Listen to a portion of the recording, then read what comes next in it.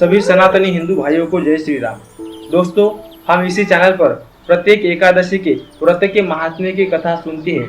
उसी कड़ी में आज हम देवशयनी एकादशी के व्रत के महात्म्य की कथा सुनेंगे, तो बने रहिए अंत तक इसी वीडियो में।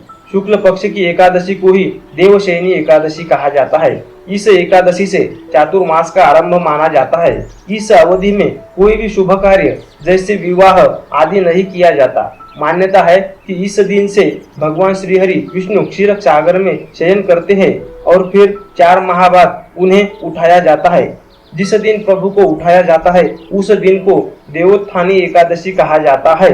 इस बीच के अंतराल को ही चातुर्मास कहा जाता है। देवशयनी एकादशी को अलग अलग भाषाओं में देवशयनी, महा एकादशी तथा तेलुगु में थोली एकादशी कहा जाता है। हरिदेव शयनी, पद्मनाभा शयनी तथा प्रबोधिनी एकादशी भी कहा जाता है। धर्मराज युधिष्ठिर ने कहा, हे केशव, आषाढ़ शुक्ल एकादशी का क्या नाम है? इस व्रत के करने की विधि क्या है और किस देवता का पूजन किया जाता है? श्री कृष्ण कहने लगे, हे युधिष्ठिर, जिस कथा को ब्रह्मा जी ने नारद जी से कहा था वही मैं तुमसे कहता हूँ। एक बार देवर्षि नारद ने ब्रह्मा जी से इस एकादशी के विषय में जानने की उत्सुकता प्रकट की। तब ब्रह्मा जी ने उन्हें बताया, सतयुग में मानधाता नामक एक चक्रवर्ती सम्राट राज्य करते थे। उनके राज्य में प्रजा बहुत सुखी थी, किंतु भविष्य में क्या हो जाए यह कोई नहीं जानता। अतः वे भी इस बात से अनभिज्ञ थे कि उनके राज्य में शीघ्र ही भयंकर अकाल पड़ने वाला है। उनके राज्य में पूरे 3 वर्ष तक वर्षा न होने के कारण भयंकर अकाल पड़ा।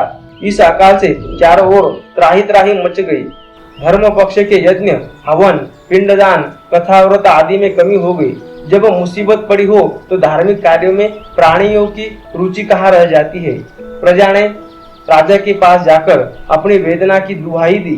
राजा तो इस स्थिति को लेकर पहले से ही दुखी थे।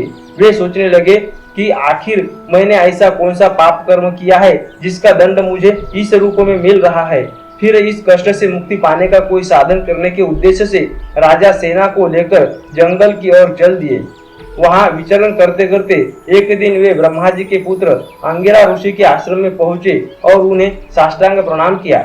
ऋषिवर ने आशीर्वचनों परांत कुशल क्षेम पूछा। फिर जंगल में विचरने वो अपने आश्रम में आने का प्रयोजन जानना चाहा। तब राजा ने हाथ जोड़कर कहा, हे महात्मन, सभी प्रकार से धर्म का पालन करता हूँ मैं, फिर भी अपने राज्य में दुर्भिक्ष का यह दृश्य देख रहा हूँ। आखिर किस कारण से ऐसा हो रहा है? कृपया इसका समाधान करे। यह सुनकर महर्षि अंगिरा ने कहा, हे राजन, सब युगों में उत्तम यह सतयुग है। इसमें छोटे से पाप का भी बड़ा भयंकर दंड मिलता है। इसमें धर्म अपने चारों चरणों में व्याप्त रहता है। ब्राह्मण के अतिरिक्त किसी अन्य जाति को तप करने का अधिकार नहीं है, जबकि आपके राज्य में एक शूद्र तपस्या कर रहा है। यही कारण है कि आपके राज्य में वर्षा नहीं हो रही है। तब तक वह काल को प्राप्त नहीं होता, तब तक यह दुर्भिक्ष शांत नहीं होगा। दुर्भिक्ष की शांति उसे मारने से ही संभव है। किंतु राजा का हृदय एक निरपराध शूद्र तपस्वी का शमन करने को तैयार नहीं हुआ।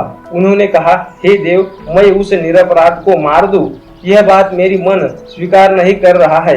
कृपा करके आप कोई और उपाय बताइए।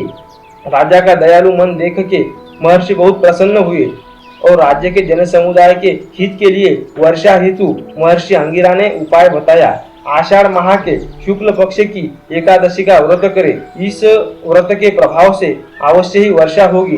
राजा अपने राज्य की राजधानी लौट आए और चारों वर्णों सहित पद्मा एकादशी का विधि पूर्वक व्रत किया। व्रत के प्रभाव से उनके राज्य में मूसलधार वर्षा हुई और पूरा राज्य धन धान्य से परिपूर्ण हो गया। ब्रह्म वैवर्त पुराण में देवशयनी एकादशी के विशेष महात्म्य का वर्णन किया गया है। इस व्रत से प्राणी की समस्त मनोकामनाएं पूरी होती है। तो दोस्तों, आपकी भी सारी मनोकामनाएं भगवान विष्णु पूरी करे, इसी मंगल कामना के साथ अगर आपको यह कहानी पसंद आती है तो इस वीडियो को लाइक, शेयर, सब्सक्राइब जरूर करें। पूरी कहानी धैर्य के साथ सुनने देखने के लिए दिल की गहराइयों से मैं आपका बहुत आभारी हूँ। धन्यवाद। कमेंट में जय श्री कृष्ण अवश्य लिखें।